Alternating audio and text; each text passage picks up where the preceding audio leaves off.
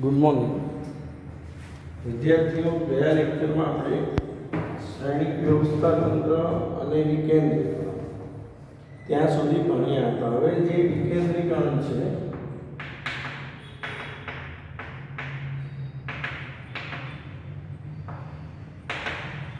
એ વિકેન્દ્રીકરણનું અર્થ, વ્યાખ્યા અને મહત્વ બરાબર છે. તો સત્તાનું વિકેન્દ્રીકરણ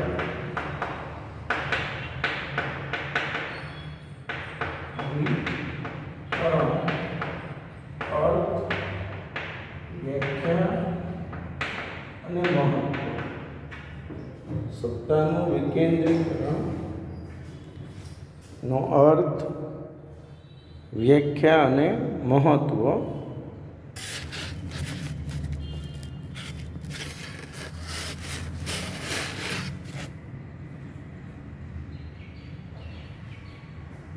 અર્થ, વ્યાખ્યા અને મહત્વ. તો જો સૌપ્રથમ અર્થ, તો મેં તમને ગયા લેક્ચરમાં કીધું હતું કે ઉચ્ચ સપાટીએથી નિમ્ન સપાટી તરફ, ઉચ્ચ સપાટીએથી નિમ્ન સપાટી તરફ ક્રમશઃ સત્તાની સોંપણી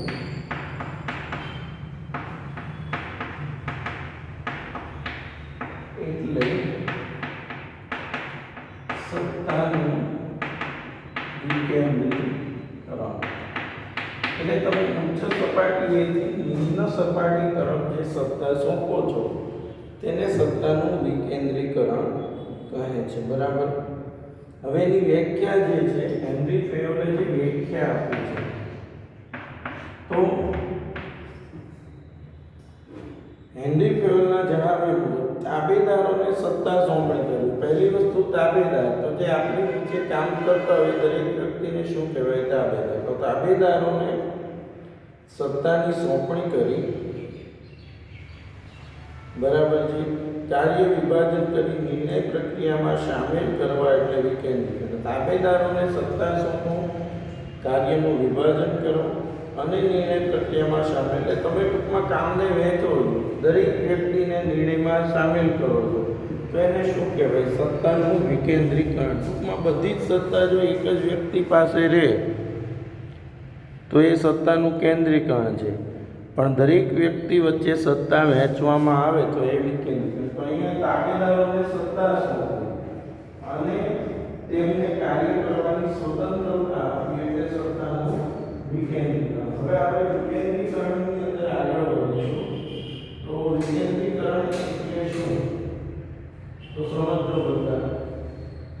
તાબેદારોને સત્તાની સોંપણી કરવી, કાર્ય વિભાજન કરવું અને તેમને નિર્ણય પ્રક્રિયામાં સામેલ કરવા એટલે વિકેન્દ્રીકરણ. આમ વહીવટની જે સપાટીએ કાર્ય કરવાનું છે તે સપાટીના કર્મચારીને નિર્ણય લેવાની સત્તા સોંપણીને વિકેન્દ્રીકરણ કરે. ટૂંકમાં જે કામ કરવાનું હોય એ વ્યક્તિને તમે નિર્ણય લેવાની સત્તા સોંપો છો એટલે વિકેન્દ્રીકરણ થયું કહેવાય. વિકેન્દ્રીકરણનું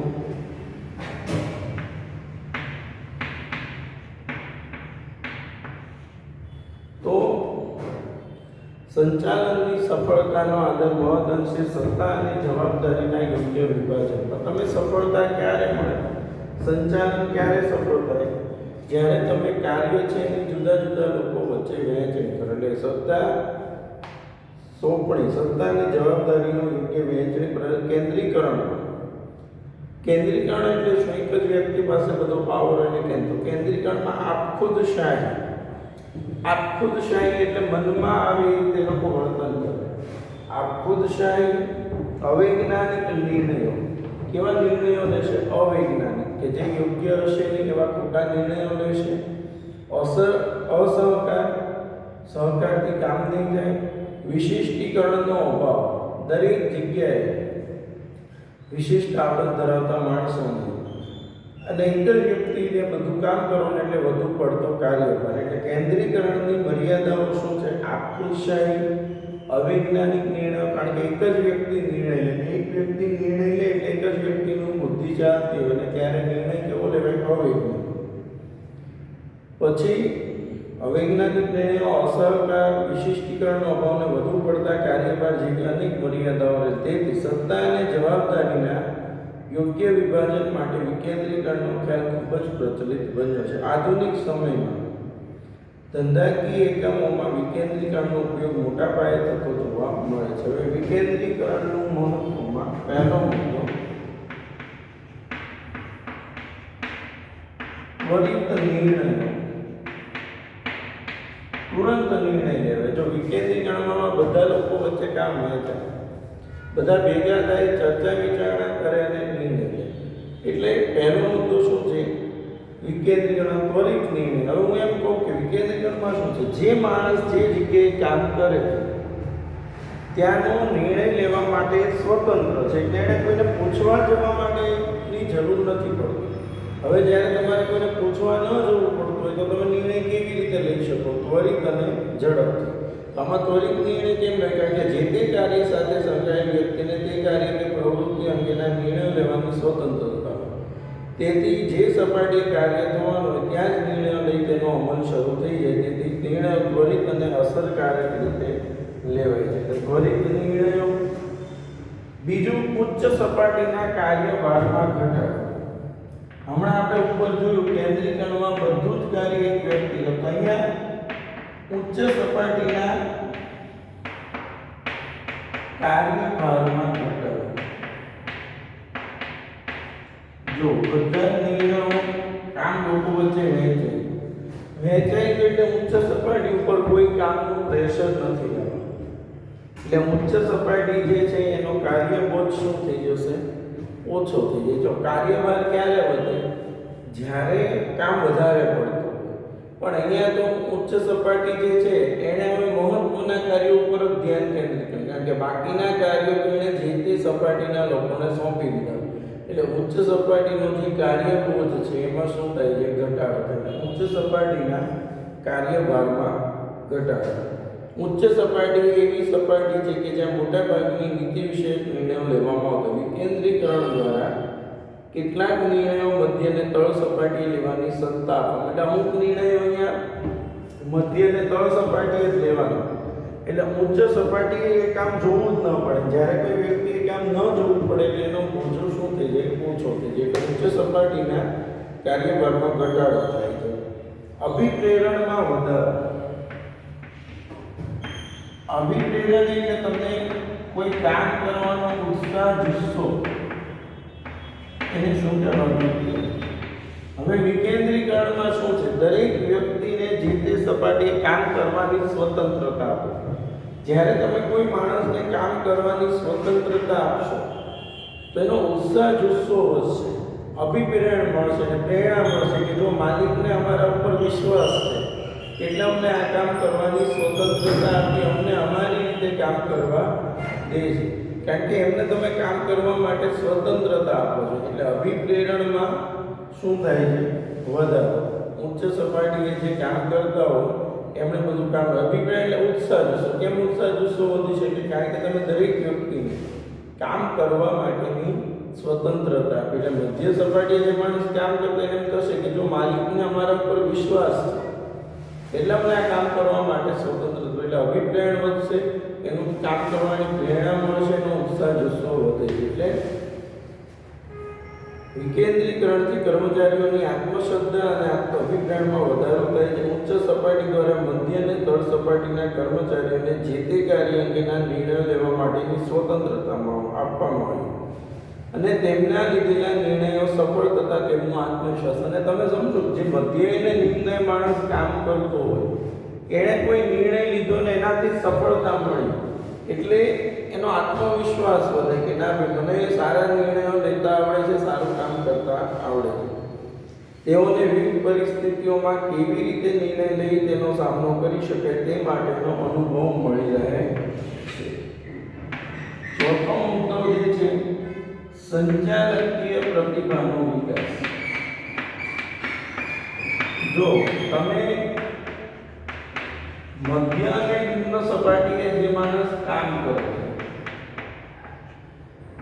મધ્ય અને નિમ્ન સપાટીએ જે માણસ કામ કરે છે એને નિર્ણય લેવાની સ્વતંત્રતા, એટલે એમના કાર્યનું એ આયોજન કરશે, માણસો જે કામ કરે છે એમને માર્ગદર્શન આપશે, ધોરણો આપશે, એમના ઉપર અંકુશ રાખશે, એમનો પગાર પણ એ કરશે, બરાબર. એટલે દરેક કાર્ય જે તે વ્યક્તિ કરવાના. આવી રીતે હું તમને કહું, કોઈ કંપનીમાં કોઈ વ્યક્તિ છે ડાયરેક્ટ મેનેજર નથી બનતો, પહેલા પણ એક સામાન્ય કર્મચારી તરીકે જ જોડાય, પછી જેમ એનું કામ સારું થાય એમ એને સારી પોસ્ટો મળતી જાય, અને એના નીચે જેટલા માણસો કામ કરતા છે બધાની પાસેથી સારું કામ લેતો થશે, એનું આયોજન કરશે, વ્યવસ્થા તંત્ર, ધોરણની સંકલન બધું એ કરતો થશે. ધીમે ધીમે ભવિષ્ય માટેના સંચાલકો આ રીતે તૈયાર થાય.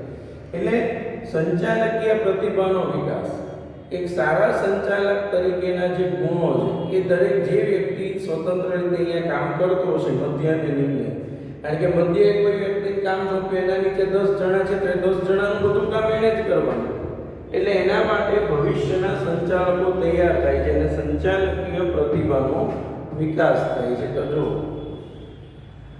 વિકેન્દ્રીકરણમાં મધ્ય અને તળ સપાટીના કર્મચારીઓ તેમની સત્તાને અનુરૂપ નિર્ણયો લેતા અને તેના પરિણામો અંગેની જવાબદારી સ્વીકારતા, તેમને જે તે કાર્ય માટે નિર્ણયો લેવામાં સ્વતંત્રતા આપવામાં આવતી હોવાથી તેમનામાં તાબેદારોને નેતૃત્વ પૂરું પાડવાનું, તેમની વચ્ચે સંકલન સાધવાની, પોતાના કાર્યનું આયોજન કરવાનું અને અંકુશ જાળવવું. કીધું કે નેતૃત્વ, સંકલન, ધોરણની, અંકુશાગ્ર દરેક ગુણોનો એમનામાં વિકાસ થાય છે. તેથી કર્મચારીઓને વિવિધ પરિસ્થિતિઓમાં નિર્ણયો લઈ તેમની પ્રતિભા બનાવવાની તક મળે, જેના દ્વારા ભાવિ સંચાલકો તૈયાર થાય છે. પાંચમું, અસરકારક અંકુશ. તો એક આ અંકુશનું માધ્યમ છે, બરાબર, કે દરેક સપાટીના કર્મચારીને પોતાના વિભાગમાં કાર્ય કરતા કર્મચારીઓ છે એમના ભૂલો અંગે એમને સજા કરવા માટેની તમામ સ્વતંત્રતા હોય. હવે જ્યારે તમે કોઈ વ્યક્તિને ભૂલો અંગે સજા કરવાની, શિક્ષાત્મક પગલાં લેવાની સ્વતંત્રતા આપો છો, બરાબર, તેને કારણે અંકુશ સારો બને, કારણ કે જે કર્મચારી છે એ પોતે જ્યાં કામ કરે છે એની નીચે કામ કરતા લોકોની ભૂલો અંગે એમને દરેક પ્રકારના સૂચનો આપી શકે છે અને એ ભૂલો અંગે એમને સમજાવી શકે છે. એટલે તેમની વચ્ચે સંકલન સાધવાની, પોતાના કાર્યનું આયોજન અને અંકુશ જાળવવાની આવડત કે તેથી કર્મચારી, બરાબર, દરેક સપાટી પાસે પૂરતી સત્તાઓથી પોતાના નીચે કાર્ય કરતા કર્મચારીઓને ભૂલ માટે શિક્ષાત્મક પગલાં લેવાનું કાર્ય સરળ બને છે, જેને કારણે અસરકારક અંકુશ જળવાય છે. ત્યારબાદ સંવાદિકતાનું સર્જન. સંવાદિકતા, જ્યારે લોકો હળી મળીને જે કામ કરે એને સંવાદિકતા કહેવાય. તો સંવાદિકતાનું સર્જન થાય છે. સંવાદિકતા એટલે શું? લોકો હળી મળીને કામ કરે,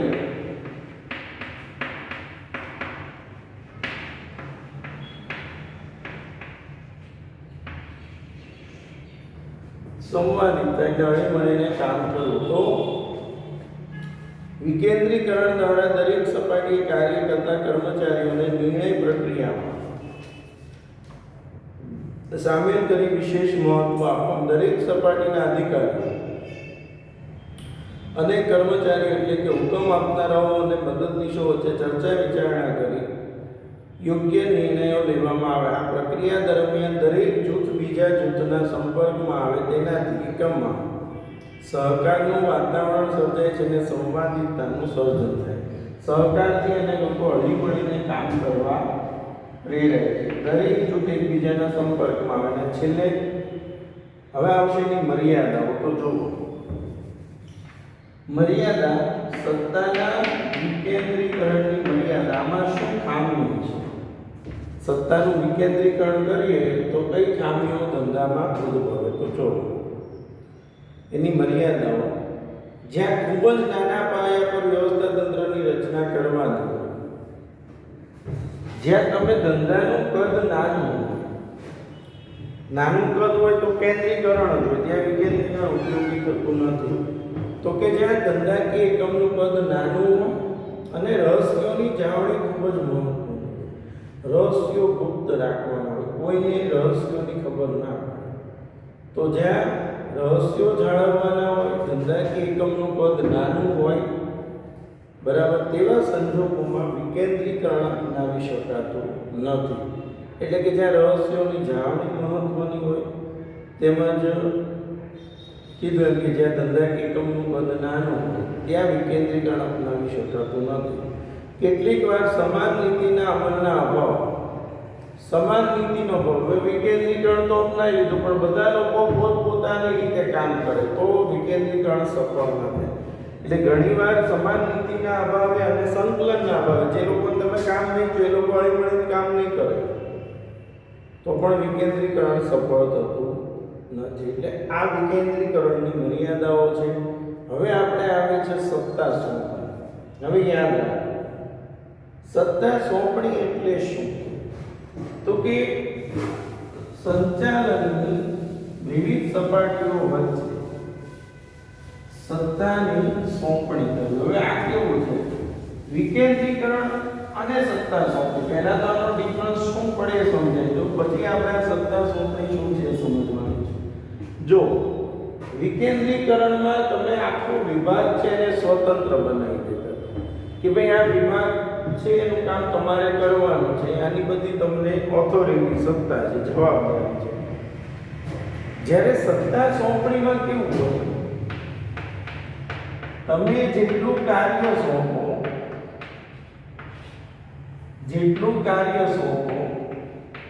એટલું જ કાર્ય કરવાની જે સત્તા કે ભાઈ તમારે આ કામ કરવાનું ને એ કામ કરવાની સત્તા અમે તમને આપીએ છીએ. જેટલું કાર્ય સોંપીએ એટલું જ કાર્ય કરવાની સ્વતંત્રતા આપવામાં આવે, સત્તા આપવામાં આવે. તેને શું કહેવાય? સત્તા સોંપણી કહેવાય. એટલે સત્તા સોંપણી શું છે? જેટલું કામ એટલી જ સત્તા. ને વિકેન્દ્રીકરણ આખા વિભાગને આપણે સ્વતંત્ર બનાવીએ, બધા નિર્ણયો લોકો લઈ શકે. આ બંને વચ્ચેનો આ મુખ્ય તફાવત છે, સત્તા સોંપણી અને વિકેન્દ્રીકરણ. તો જો અર્થ સત્તા સોંપણી, કાયદાની દ્રષ્ટિએ સત્તા એટલે કાયદેસર રીતે પગલાં લેવાનો અધિકાર. કાયદેસર રીતે જોઈએ સત્તા એટલે શું? તો કે તમને કોઈ ઉપર એક્શન, તમે કોઈ ઉપર કોઈ પગલાં લઈ શકો એને શું કહેવાય? સત્તા કહેવાય.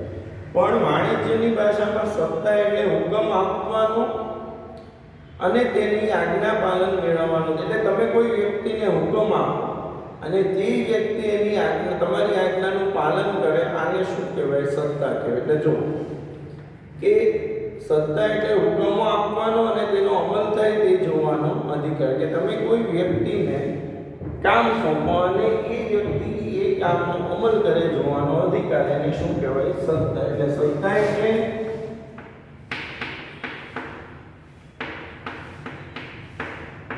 હુકમ આપવાનો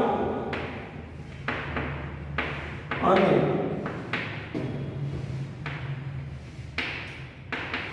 તેનો અમલ થાય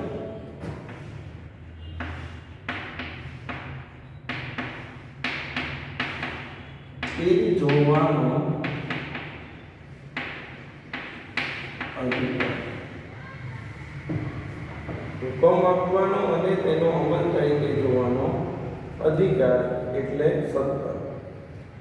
જેમ એકમનું કદ વિસ્તરતું જાય તેમ ઉચ્ચ સંચાલકો કેટલાક કાર્યોની સત્તા અને તેનો અમલ થાય છે કે નહીં તે જોવાનો અધિકાર તેમના મદદનીશોને સોંપે. મદદનીશો પોતાને સોંપવાયેલા આ કાર્યો અસરકારક રીતે પાર પાડી શકે તે માટે તેમને કાર્ય કરવા માટેની અને તેનો અમલ થાય તે જોવા માટેની સત્તા આપવી પડે, જેને સત્તા સોંપણી કહે છે. બરાબર.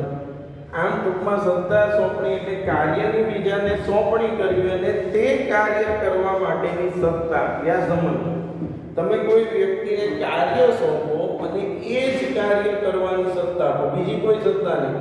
આટલું કામ કરવાનું, આટલું કામ કરવા તમને આટલી સત્તા મળે છે. એટલે સત્તા સોંપણી એટલે કાર્યની બીજાને સોંપણી કરવી. કાર્યની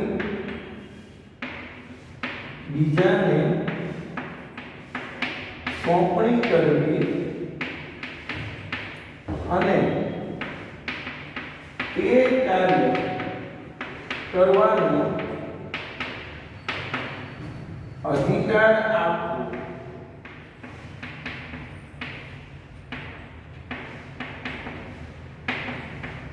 એટલે સત્તા સોંપવી. તમે કોઈ કામ સોંપો અને એ કામ કરવા માટેની સત્તા આપો તો એને કહેવાય સત્તા સોંપણી. બરાબર છે. એટલે અહીંયા આપણે આ સત્તા સોંપણીનો અર્થ જોયો. જો પહેલા આપણે વિકેન્દ્રીકરણ છે, પછી કેન્દ્રીકરણ છે, સત્તા સોંપણી છે, એની આપણે અત્યારે વાત કરી. હવે જે સત્તા સોંપણી જે છે, બરાબર છે, એની જે એક વ્યાખ્યા છે એ ભણી લઈએ છીએ. તો જો સત્તા સોંપણી, લુઈસ એલને શું કીધું? સત્તા સોંપણી એ એવી પ્રક્રિયા છે જેમાં સંચાલક પોતાને મળેલ સત્તામાંથી વિધિસર રૂપે તેના મદદનીશોને સત્તા સોંપે છે. બરાબર. કાર્ય અને ફરજોની સાથે. મેં શું કીધું? તમે કોઈ વ્યક્તિને કોઈ કામ સોંપો અને કામ કરવા માટેની સત્તા આપો છો એટલે સત્તા સોંપણી થાય. એટલે લુઈસ એલને શું કીધું કે ભાઈ જે સંચાલક છે પોતાને મળેલ સત્તામાંથી વિધિસર રૂપે પોતાના મદદનીશોને કાર્ય અને ફરજોની સાથે સત્તા સોંપે છે અને મદદનીશો તે અસરકારક રીતે પાર પાડી શકે. બરાબર છે. તે જે કાર્યનો અમલ કરાવવાના હેતુસર સભાનતાપૂર્વક તેનો સ્વીકાર કરે છે. સત્તા સોંપણીમાં જવાબદારીનો ખ્યાલ પણ પૂરક છે. મદદનીશોને સત્તા આપી દેવાથી તે કાર્યના અમલ માટે મદદનીશો જવાબદાર રહે, પરંતુ કાર્યના પરિણામનું ઉત્તરદાયિત્વ તો ઉચ્ચ અધિકારીઓનું જ રહે. એટલે આ કેવું છે? તમે કોઈને કામ સોંપી દીધું, કામ કરવાની સત્તા આપી, એટલે એને જે પણ એ કામ કરશે એનો જવાબ તો તમારે જ આપવાનો. તમે એમ કહો કે મેં એને કીધું તું ને એણે સારું કામ ન કર્યું, એ નહીં ચાલે. જવાબ અંતિમ તો તમારે જ આપવો પડશે. એટલે પરંતુ તે કાર્યના પરિણામનું અંતિમ ઉત્તરદાયિત્વ તો ઉચ્ચ અધિકારીઓનું જ રહે. એટલે કે સત્તા સોંપણી એ જવાબદારીથી છૂટવાનો માર્ગ નથી. ટૂંકમાં તમે સત્તા સોંપી દો એટલે તમારી જવાબદારી પૂર્ણ થઈ જાય એવું નથી. ઉપરીને જવાબ તો તમારે જ આપવો પડે છે. તમે જેને કામ સોંપ્યું એને તમે એની સામે હાજર કરી શકતા નથી. આવતા લેક્ચરમાં આપણે સત્તા સોંપણીનું મહત્વ અને સત્તા સોંપણીના મૂળ તત્વો અને એના પ્રશ્નોનો અભ્યાસ કરીશું. એટલે ચોથો પાઠ આપણો પૂર્ણ થશે. બરાબર છે. Thank you.